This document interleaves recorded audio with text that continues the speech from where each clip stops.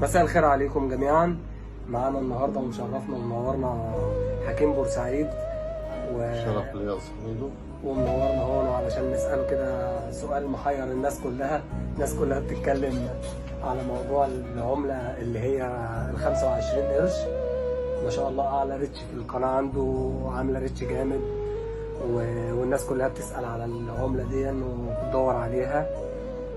احكي لنا بقى ايه تاريخها بقى، العملة المميزة بتاعتك، بنك الحظ بتاعك اللي هو ال 25 قرش اللي هي فيها السكر. ال 25 قرش او بالشعب بتاعنا الربع جنيه المفروم، تمام.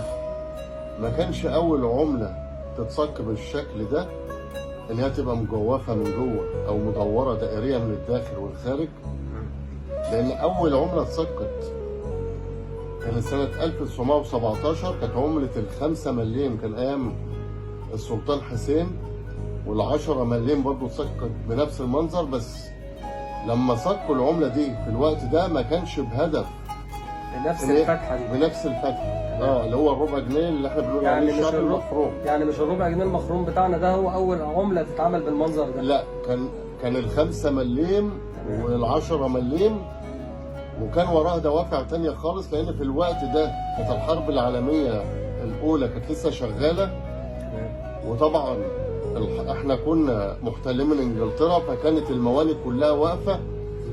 والفضه والذهب في الوقت ده يا جماعه كان في مشكله كبيره، لان احنا بنعتمد على مناجم الذهب في السودان وادغال افريقيا، والعملات كلها كانت ساعتها بتتعمل فضه يا ذهب. فضه يا ذهب يا نحاس، بس هو في الوقت ده كانت فضه. تمام. يعني العمله كانت مميزه. تمام. فطبعا لان المعدن كان قليل والاسعار كانت عاليه. على فكره الاسعار كانت في الوقت ده، اسعار البضايع والحاجات دي كانت كبيره جدا، وكان في تضخم والناس مش لاقيه شغل بسبب الحرب العالميه الاولى. تمام.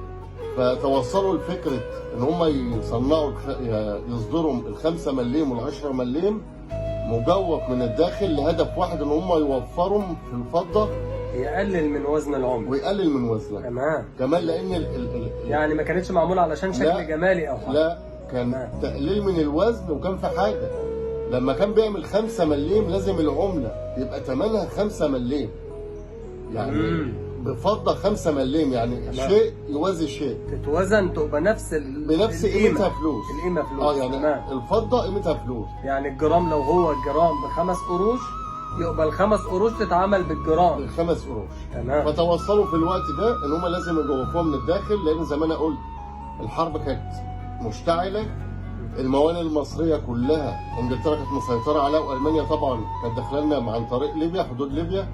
فالوضع كان صعب، كان في تضخم، المعادن النفيسه كلها اختفت من الاسواق، الناس كانت خايفه من الحرب في الوقت ده، فجوفوها من الداخل. لكن الربع جنيه الشعب بتاعنا ال25 قرش اللي احنا بنسميه المخروم ما كانش اول عمله مجوفه من الداخل او دائريه من الداخل والخارج، لا بالعكس، من 100 سنه واكتر توصلوا للفكره دي، بس كان لاهداف تانية خالص. واحنا دلوقتي بقى قعدنا نتريق عليها بقى الربع جنيه المخروم، واحنا ما عادش معانا حاجه الا الربع جنيه المخروم، وقلبناها كوميديا المصريين الجميله. لكن هي الفكره في الوقت ده زي ما انا قلت كده، كانت فكره اقتصاديه بحته مش اكتر ولا اقل.